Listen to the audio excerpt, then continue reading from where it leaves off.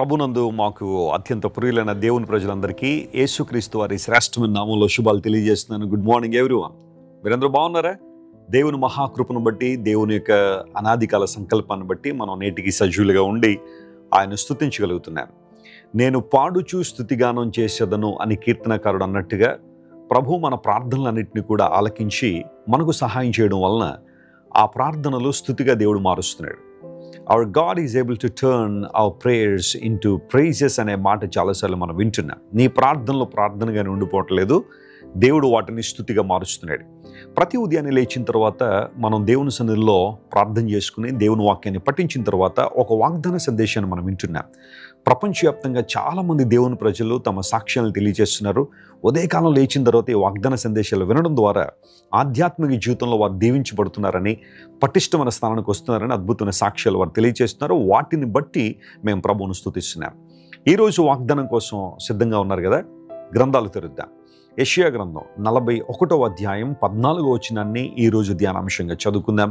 The book of Isaiah chapter 41 and verse 14. పురుగు వంటి యాకోబు, స్వల్ప జనమగు ఇశ్రాయేలు, భయపడకుడై నేను నీకు సహాయం చేయుచున్నాను అని యెహోవా సెలవిచ్చుచున్నాడు. నీ విమోచకుడు ఇశ్రాయేలు పరిశుద్ధ దేవుడు. ప్రియులారా, గమనించండి, యెషయా గ్రంథంలో అనేకమైన వాగ్దానాలు దేవుడు తన ప్రజల నిమిత్తం పొందుపరిచారు. యేసుక్రీస్తు ప్రభునందు ప్రతి వాగ్దానాన్ని మనం క్లెయిమ్ చేయొచ్చు, లేదా ఆ వాగ్దానాలు అవును అన్నట్టుగా ఉన్నాయని పౌలు మహాశయుడు తన పత్రికలో రాసుకుంటూ వచ్చారు కదా.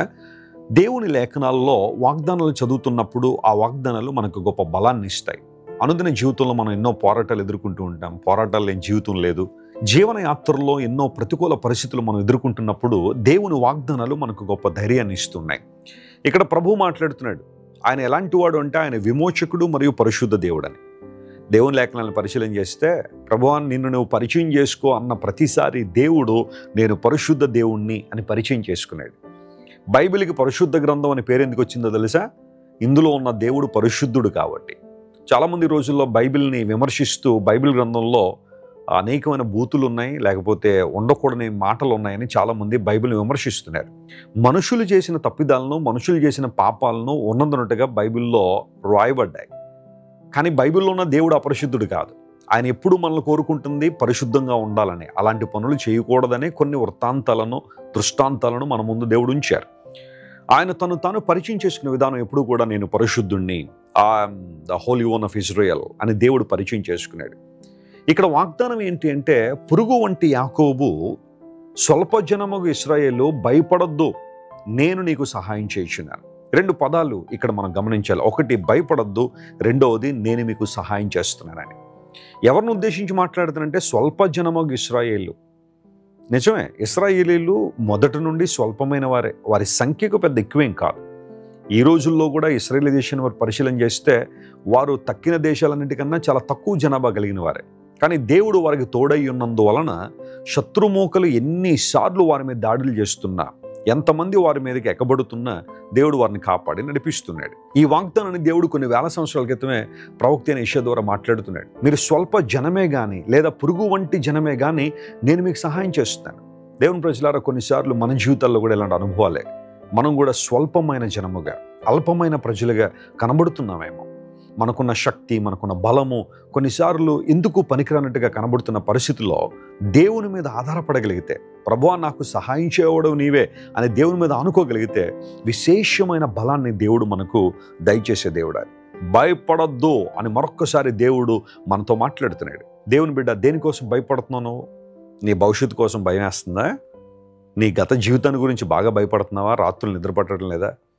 ఏం జరుగుద్దన్న ఆందోళన నీలోకి వచ్చేసిందా? పానిక్ అటాక్స్ వచ్చేస్తున్నాయా? వివాహం జరిగిన తర్వాత ఇంకా బిడ్డలు లేరన్న భయం నీలో ఉందా? లేదా ఏదో రకమైన భయం, ఫైనాన్షియల్ క్రైసిస్సో, లేకపోతే ఒంటరితనమో, ఎడబాటో, ఒక స్నేహితులు మోసం చేశారనో, బ్యాక్ స్టాబింగ్ జరిగిందనో, వెన్నుపోటు పొడిచారనో, ఏదో రకమైన భయంతో నీలో ఉంటే ఈరోజు ఒక్కసారి దేవుని సల మోకాళ్ళేసి, ప్రభువా నా స్థితి ఇది, నా పరిస్థితి ఇది, నేను నిజంగా భయపడుతున్నాను, నాకు విడుదల ఇవ్వండి అని నువ్వు ప్రార్థన చేయగలిగితే, నేను చెప్తున్నాను దేవుని సేవకునిగా, దేవుడు ఖచ్చితంగా మీకు ధైర్యాన్ని ఇస్తాడు. ఈ ధైర్యం ఎలాంటిదంటే మంచి ధైర్యం అని బైబిల్లో రాయబడింది. దావీదు తన దేవుడని యెహోవాను బట్టి ధైర్యం తెచ్చుకునేను అని లేఖనాల్లో మనం చూస్తున్నాం కదా. దావీదు సమస్తాన్ని కోల్పోయినప్పుడు తను తీసుకున్న ఒక నిర్ణయం ఏంటంటే, నా జీవితంలో ఎన్ని కోల్పోయినా నేను దేవునిలో మాత్రం ధైర్యాన్ని కోల్పోకూడదని నిర్ణయించుకున్నాడు.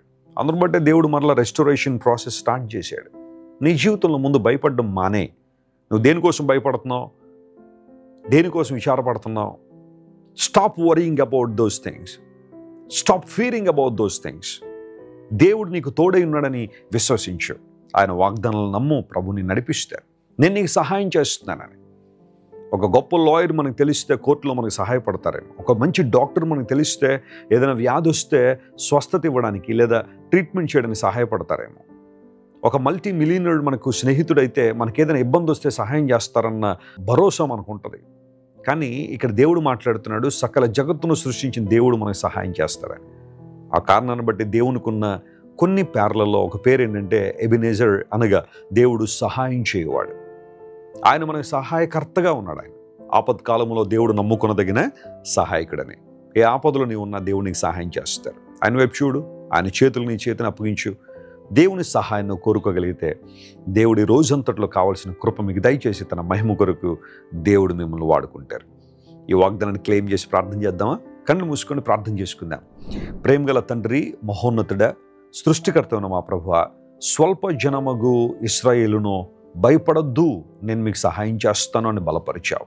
ఈరోజు మా ప్రియులు ఎంతమంది అయితే అలాంటి అనుభవాల్లో ఉన్నారో, మా వల్ల ఏం కావట్లేదు, మేము ఏం చేయలేకపోతున్నాం, ఇది నా వల్ల అయితే సాధ్యం కాదు అని ఎంతమంది అయితే అలాంటి అనుభవాల్లో ఉన్నారో వారిని మీరు నీ ధైర్యంతో నింపి, నీ సహాయంతో నింపిన ఆయన నీ మహిమ కొరకు వాడుకోనండి. అసాధారణ కార్యాలు వారి జీవితంలో జరిగించండి.